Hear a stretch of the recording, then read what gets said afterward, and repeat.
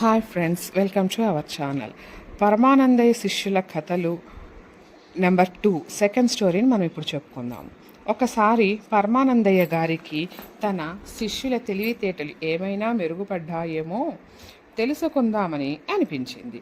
ఒకరోజు ఉదయం తన 12 మంది శిష్యుల్ని పిలిచి, ఒరేయ్, మీరంతా పొరుగురు సంతకి వెళ్ళి నెలకి సరిపడా సరుకుల్ని తీసుకురావాలి.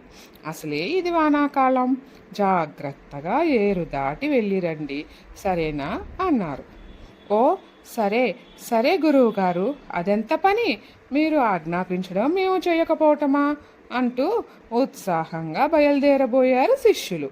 అప్పుడు పరమానందయ్య గారు, ఒరేయ్ కాస్త ఆగండ్రా, మొన్న కురిసిన వానకి మన ఊరి ఏరు పొంగుతోందని తెలిసింది.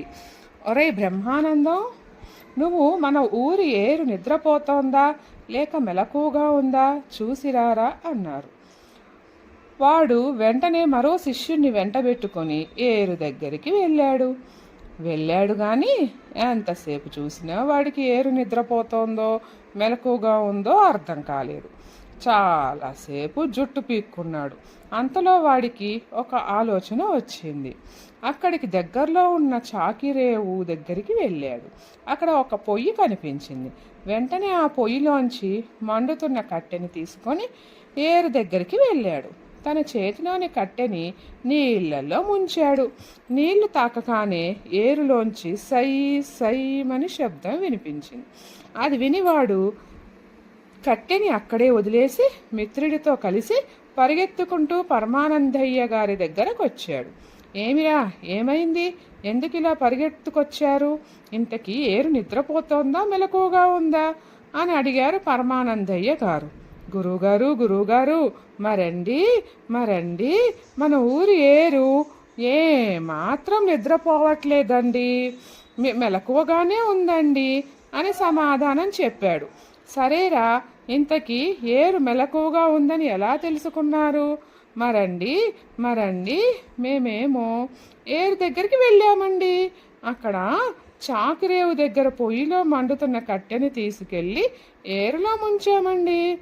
వెంటనే ఏరు సుయ్ అని అరిచిందండి. అది మెలకువగా ఉంటేనే కదండి అరిచేది. అది విని మేము భయపడి ఇలా పరిగెత్తుకొచ్చామండి అని చెప్పాడు. వాడి మాటలు విన్న పరమానందయ్య గారికి నవ్వు ఆగలేదు. అయినా ఎలాగో తమాయించుకొని పైకి గంభీరంగా ఉన్నారు. అంతలో బ్రహ్మానందం ఆయన కాళ్ళ మీద పడి వెక్కి ఏడవటం మొదలుపెట్టాడు.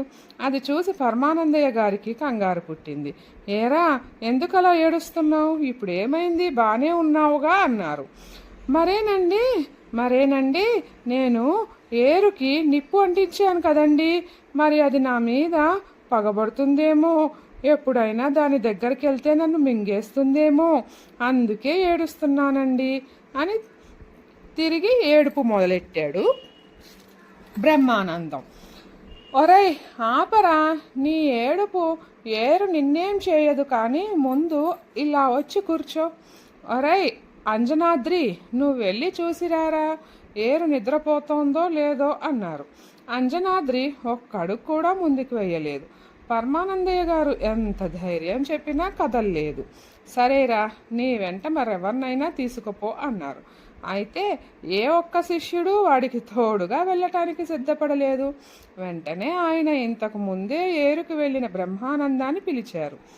అమ్మో గురువుగారు, ఆ ఏరు నా మీద పగబట్టింది, చచ్చినా నేను వెళ్ళనని కూర్చున్నాడు బ్రహ్మానందం.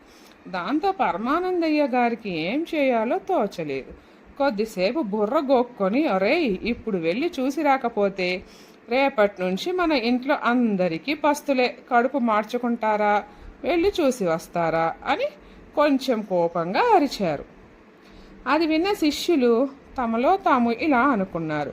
ఒరేయ్, మన గురువు గారికి కోపం వచ్చిందిరా, గురువు మాట శిష్యులు ఎప్పుడూ వినాలి కదా, ఎలాగో ధైర్యం తెచ్చుకొని మనలో ఎవరో ఒకరు వెళదాం, లేకపోతే రేపటి నుంచి మనకి తిండి ఉండదంటున్నారు, అన్నం తినకపోతే మనం ఒక్క అడుగు కూడా పడదు కదా, ఏమంటారు?